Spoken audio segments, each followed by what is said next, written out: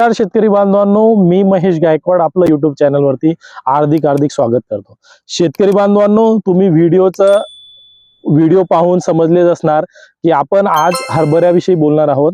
हरभऱ्यामध्ये काही शेतकऱ्यांचा जो हरभरा आहे 25 ते 30 दिवसाचा आहे, काही शेतकऱ्यांचा जवळजवळ 60 दिवसाचा आहे आणि या पद्धतीने आपण आज जवळजवळ हरभऱ्यामध्ये फवारणी नियोजनाचं पाहणार आहोत।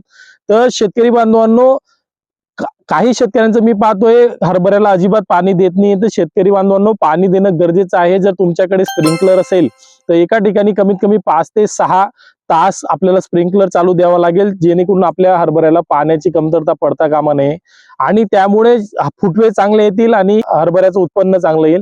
आणि जर आपण फवारणीचं नियोजन पाहिलं, काही शेतकऱ्यांनी सुरुवातीच्या अवस्थेमध्ये थायमेथॉक्झामचा स्प्रे दिला असेल, 19-19 दिलं असेल, चिलिटेड मायक्रोन्यूट्रिएंट दिले असतील, तर पहिला स्प्रे आपला झालेला आहे। जर काही शेतकऱ्यांना दुसरा स्प्रे घ्यायचा असेल तर आपल्याला घाटे अळीच्या नियंत्रणासाठी आपल्याला इमामॅक्टिन बेंझोएट, त्यासोबत 12XO फुटव्यांसाठी, त्यानंतर आपल्याला एक चांगलं बुरशीनाशक आपण मॅन्कोझेब प्लस कार्बेंडिझम घेऊ शकतो किंवा एजिस्ट्रोबिन घेऊ शकतो आणि त्यासोबत आपल्याला एक चिलिटेड मायक्रोन्यूट्रिएंट्स घेऊन घ्यायचंय। अशा प्रकारे आपल्याला एक कीटकनाशक, एक बुरशीनाशक आणि मायक्रोन्यूट्रिएंट्स अशा पद्धतीने आपल्याला स्प्रे करून घ्यायचा आहे।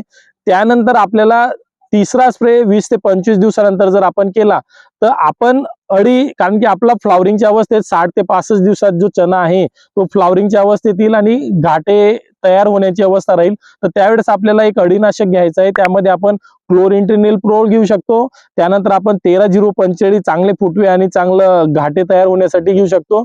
त्याच्यामध्ये आपण एक एजिस्ट्रोबिन प्लस टॅबिकोनोझॉल एक मिक्स असलेलं किंवा चांगलं बुरशीनाशक आपण त्याच्यात घेऊ शकतो आणि त्यानंतर आपल्याला बोरॉन आपल्याला घ्यायचं आहे।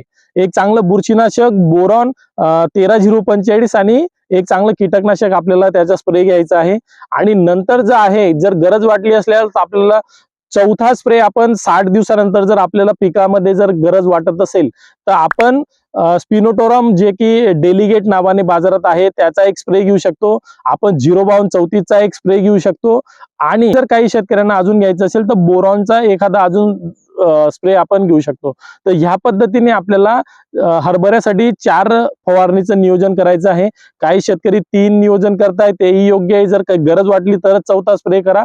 अवाढव्य खर्च आपण रिकमेंड नाही करत आहे, पण गरज असली तर निश्चितच स्प्रे करा आणि हरभऱ्याचं चांगलं उत्पन्न घ्या।